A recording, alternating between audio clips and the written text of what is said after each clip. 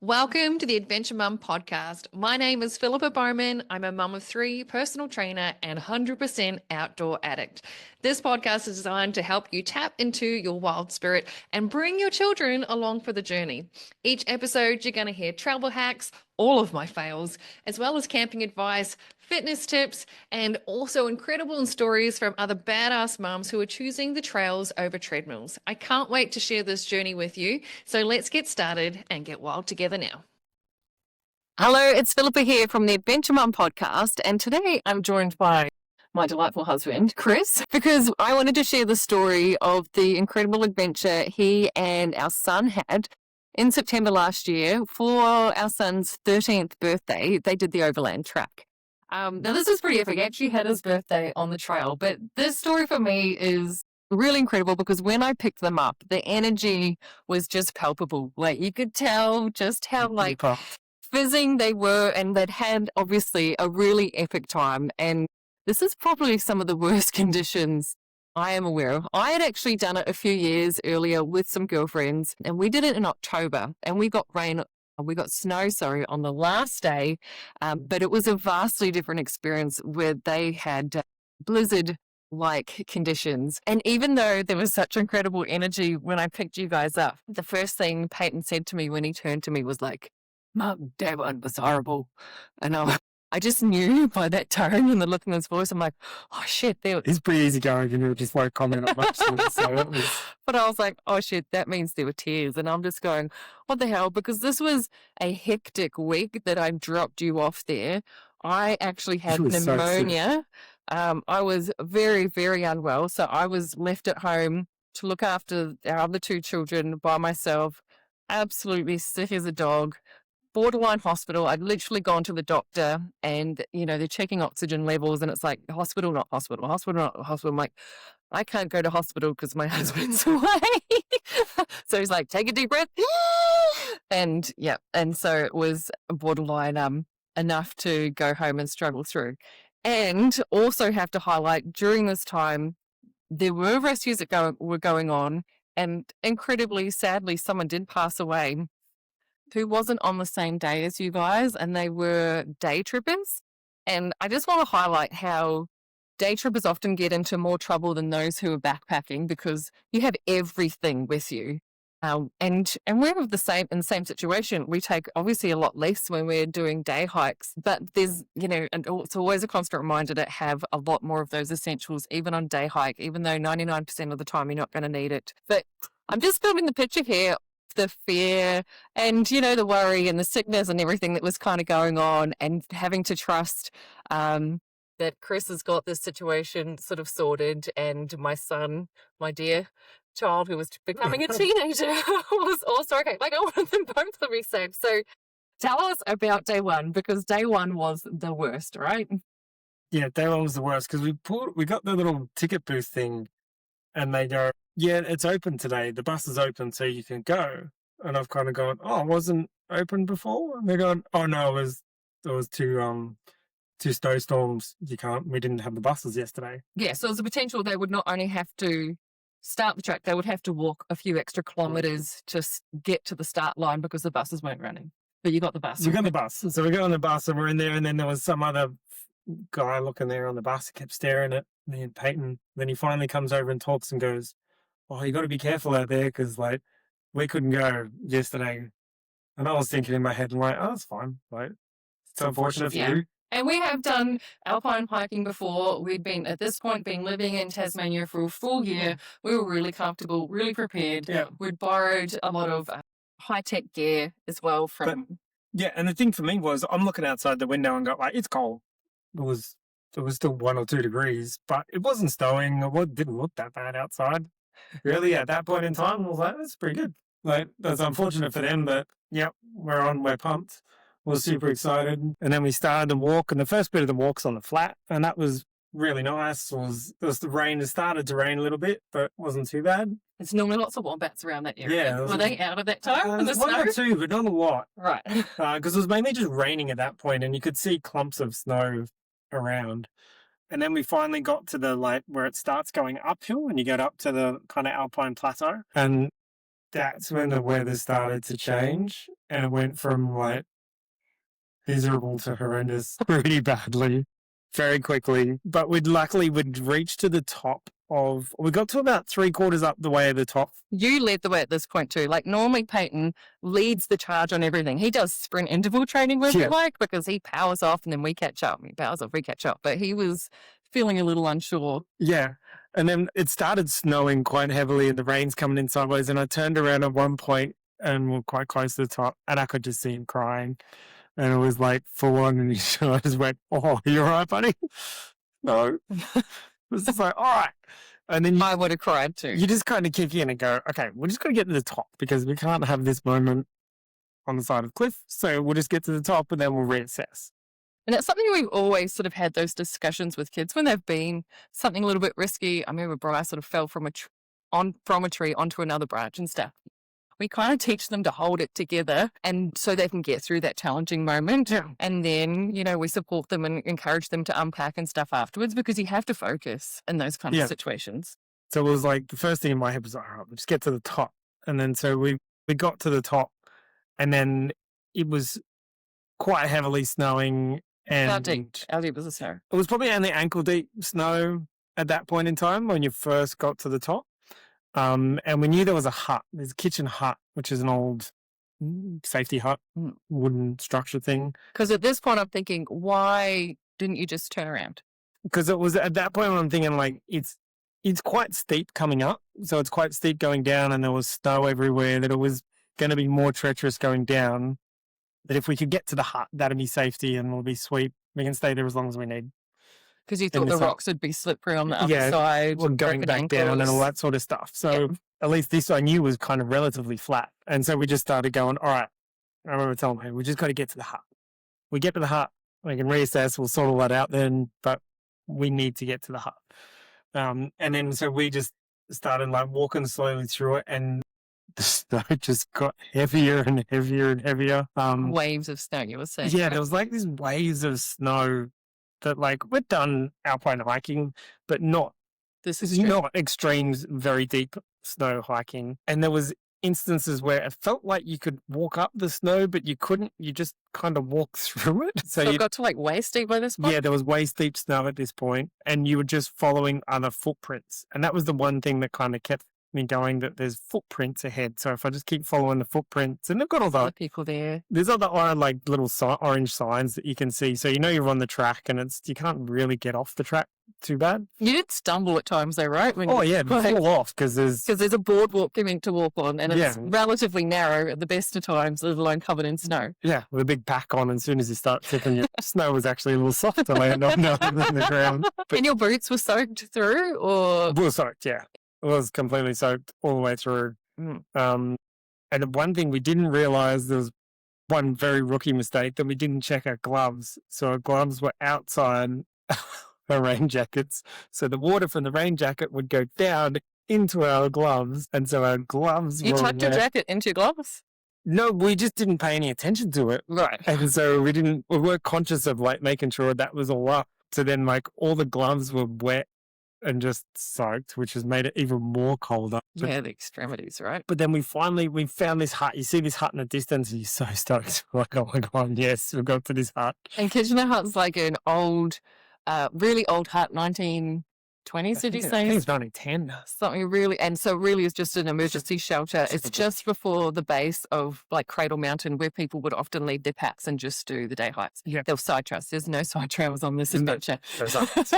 No, just go from point A to point B on this one. So we got there and then like you kind of open this door and you open this door and there was like 10 people in this hut. It was like going on. Yeah, it was like the size of a bathroom, really. Wow, there's 10 people in here. What are you all doing in here? But the one thing I did notice, which was awesome, was that there was actually like other families. There was other kids in there. So reassuring, right? Yeah, and they were probably 2 or 3 years older than Peyton. There was one that was younger, but just seeing another family out there going, oh, all right, we're doing this. We're doing this. There's other people in here. And that always happens on a trail. You get very close connections with other people doing the trail at the same pace as you. So it gives you a lot of confidence being able to chat each other through those really tricky, especially really tricky situations. Yeah. And then so we get in there, and then I'm just like kind of listening, and then I heard the other dads, because it was just dads walking with their kids. Them saying they're like, it goes, the safest thing is to get to the next hut.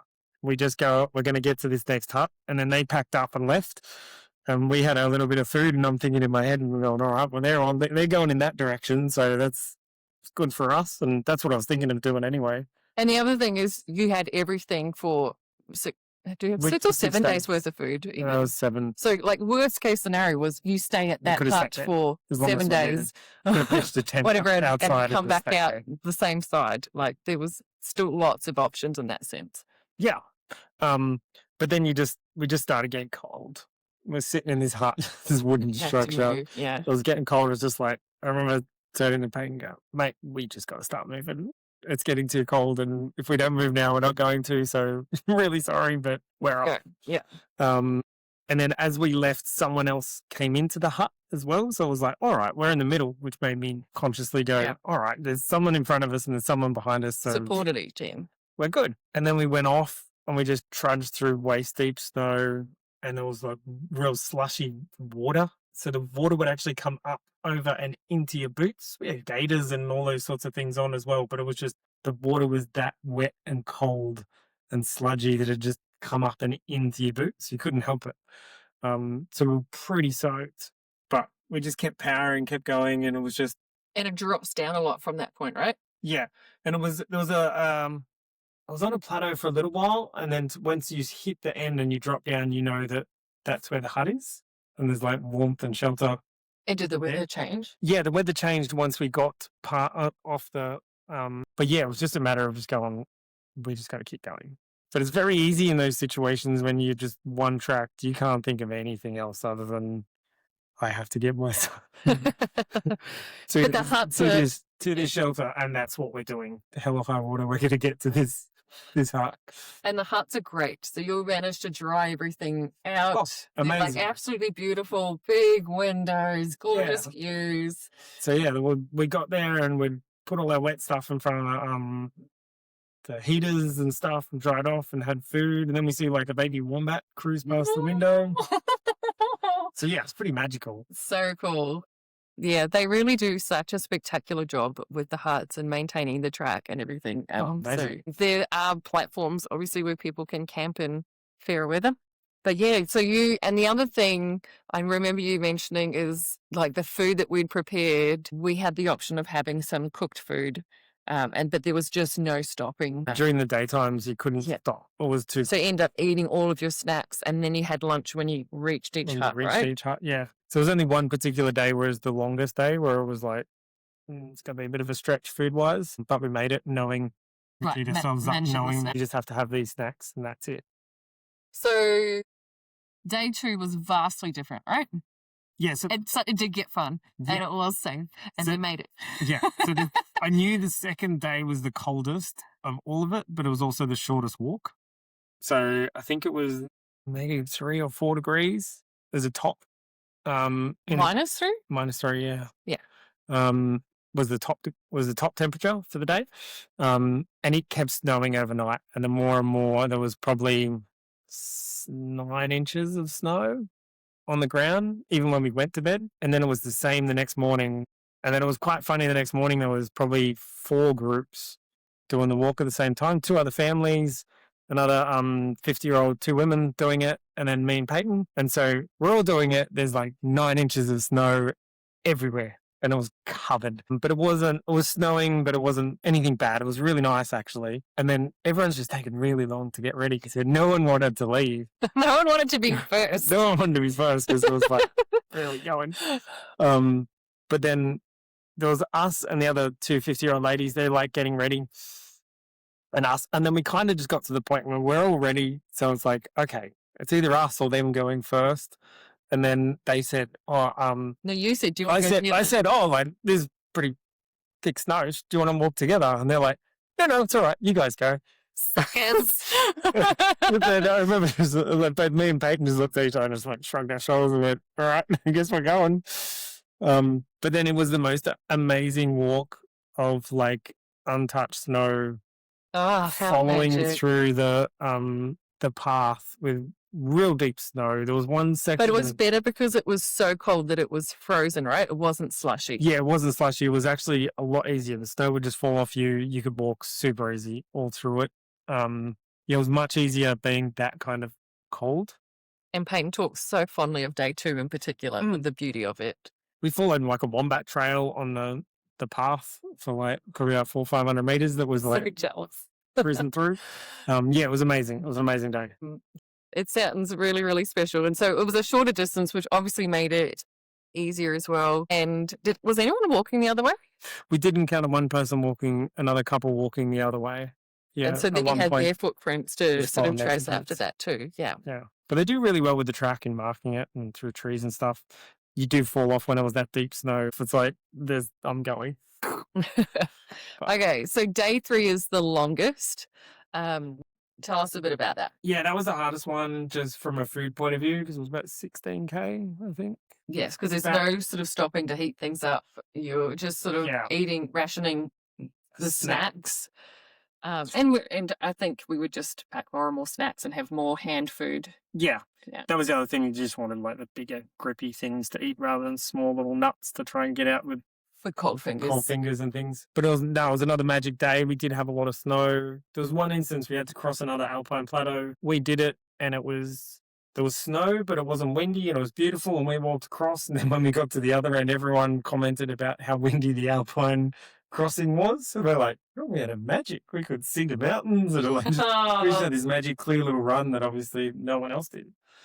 And you hardly got any pictures though because of the snow and the rain. Like it was just impossible to get your phone out. So I'm like, I wanted to relive every moment with you. And a lot of it, you couldn't see that far. A lot of it, we did probably miss out a bit on some of the big mountainscapes that were around that were just covered in snow.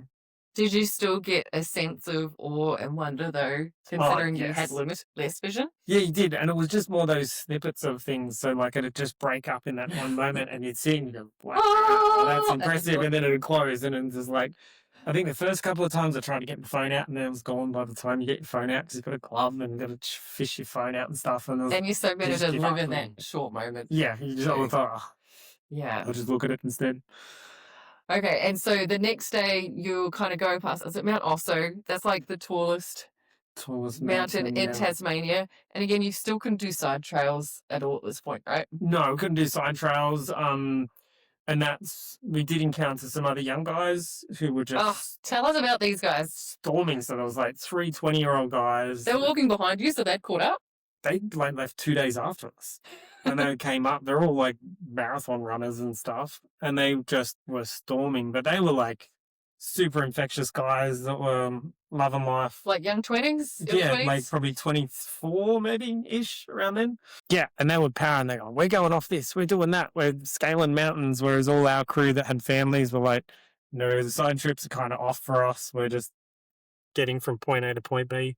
But they were like, no, we're going to go take this. And then we'd see them the next night and they're like, no, we didn't make it. We got 3/4 up and went, no thanks. But so inspiring to see that, like, I think we could see a lot of Peyton, especially, who just loves the outdoor. Like, imagine him being one of these guys. Yeah. Really, they're all, like, they were from Melbourne, just there for a short time. Is that right? Yeah, they were just literally just there to do that trip. Yeah. And so that day, I think you must have hiked through to Kiora. Is that right? Yes. Yeah. So we got through Kiora, another beautiful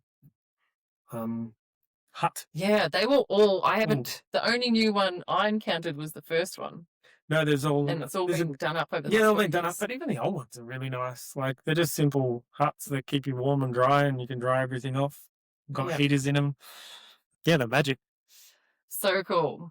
All right, and so along the way, obviously, women there, they were really experienced. The families they were also quite experienced too. Yeah, they're all all the parents were quite experienced, or adults were experienced hikers. It is technically the winter season when we're hiking. It was the very tail of the winter season. Was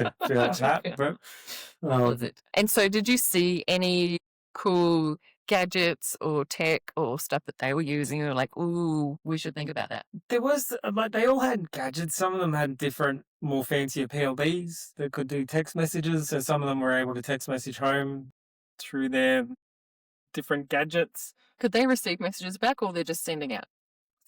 receiving them. I wasn't 100% sure. Um, I always feel torn about that because I love being offline and self-reliant, but then there's obviously a safety factor where you can communicate, I'm okay, especially when we get different news of different there was one thing that I did encounter was just the wet bags, and they're like the good quality waterproof stuff made a massive difference. Ours were good? Yeah, ours were good. Gore-Tex jackets. I think on the first day I didn't put our sleeping bags in the wet bags. So we got the wet bags. We just, whatever happened, we didn't actually put that in, but we managed to get through, and we got the pack covers, so they were just a little bit wet on the edges and stuff. There wasn't enough to really worry. But that's a mistake. We did. It was more just I don't think there was any real gadgets. Like at the end of the day, long spoons. I remember saying like the long spoons. Oh yeah, the long spoons. Just simple things. Our spoons were short, so when you put your hand in these like bags, you get your hand all covered in muck. And it was like, the two older ladies had these really long spoons, so like to be able to scoop it out, keep their hands. Sometimes the tiniest. They were actually kitted out. They had some amazing sleeping bags. One of them had feet issues, so she'd ordered extra down in the bottom of her sleeping bag to keep her feet warm. That would be me. Peyton and I get really cold compared to the rest of the family. Yeah. And one of the ladies was very minimalist. Like her pack was like the size of a kid's school bag. So would you take anything less? No?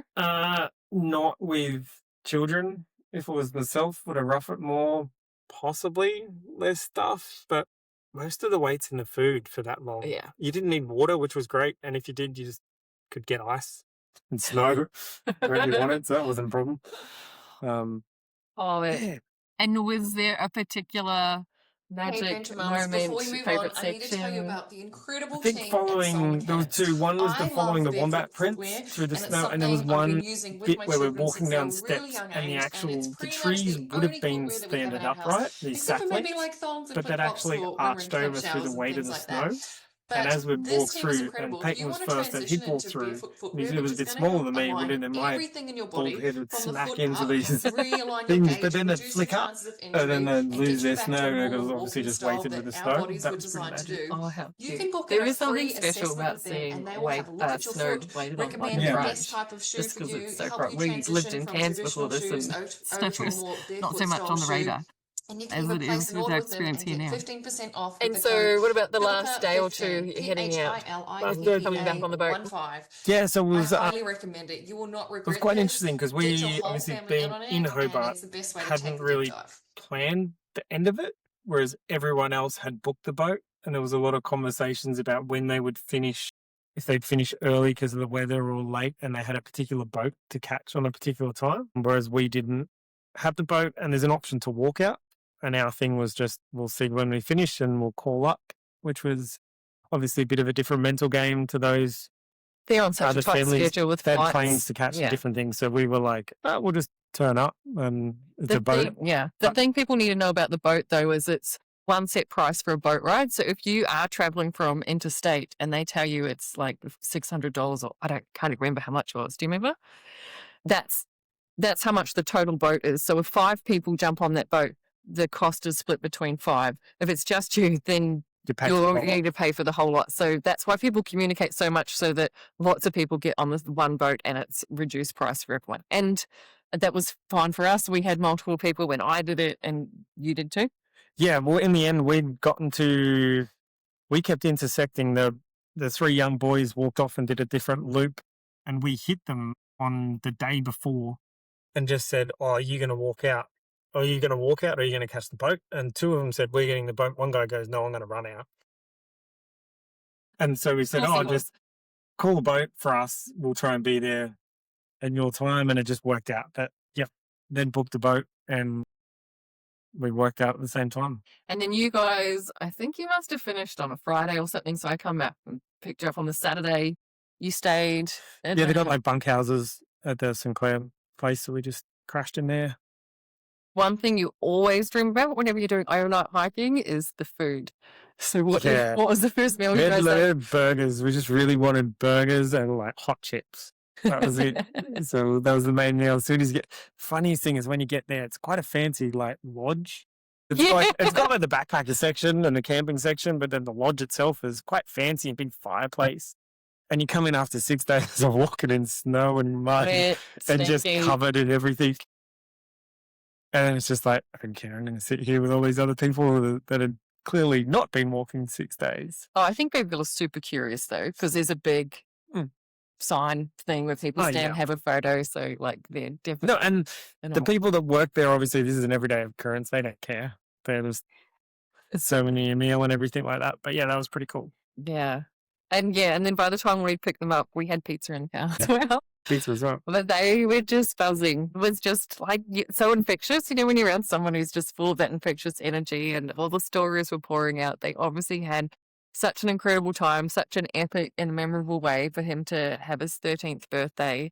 Now, given the conditions, would you do that again? I would, yeah, 100%. I thought it was awesome. Like, it was to the extent of my skill set. It wasn't past my skill set in hiking, but it was probably right on the edge. So, yeah, I would more than willing book it again at the same time. And if the same conditions were, happily go. Yeah. Now, there's a period, like normally over the summer period, I think it is the start of the September holidays through to April or something. I don't know, check the dates. But that's when you have to pay, and it's $500 or $600 a person. And then over the winter, because of the unknown conditions, then it is free to do it during that time. And I think we did it in the last week of the It was the very last week of September. Yeah. Which, you know, if you're a bit of a tight ass, then that sometimes takes it all. But maybe if you did it more on the autumn side as well, it could be. It's always fascinating doing hikes in all seasons. The weather here can be like, it snowed here on Christmas Day around us here. We live in Hobart, so it's not impressed. Yeah, so look, Overland, even when we've been to just Cradle Mountain and done a day trip there, I reckon out of all of the places we've visited in Australia and overseas and hiked, it has big energy. Something so special about this place. If you just manage to, you know, go to Cradle Mountain and do the lap around, or do Dove Lake, or manage to scale up the Cradle Mountain section as well, it'll be one of the most memorable, special things you ever do. And if you get the chance and opportunity, of course, to tackle the Overland, then absolutely do it. It's really cool. It's world famous. It's a big bucket list one. And yeah, Chris is itching to do it again. We had to tag team that one with the girls because they weren't quite ready. They wouldn't have enjoyed it. You're saying, no. Yeah, it was type A kind of fun, that one. But they would be good. They would cope a lot better in summer. Cool. Thanks for tuning in, guys. We'll see you again on the next episode. Hey, Adventure Mums, before we move on, I need to tell you about the incredible team at Soul Mechanics. I love barefoot footwear, and it's something I've been using with my children since they were really young age, and it's pretty much the only footwear that we have in our house, except for maybe like thongs and flip-flops for when we're in camp showers and things like that. But this team is incredible. If you want to transition into barefoot footwear, which is going to help align everything in your body from the foot up, realign your gait, reduce your chances of injury, and get you back to a normal walking style that our bodies were designed to do, you can book in a free assessment with them, and they will have a look at your foot, recommend the best type of shoe for you, help you transition from traditional shoes over to a more barefoot style shoe. And you can even place an order with them and get 15% off with the code Philippa15, PHILIPPA15. I highly recommend it. You will not regret this. Get your whole family in on it, and it's the best way to take the deep dive.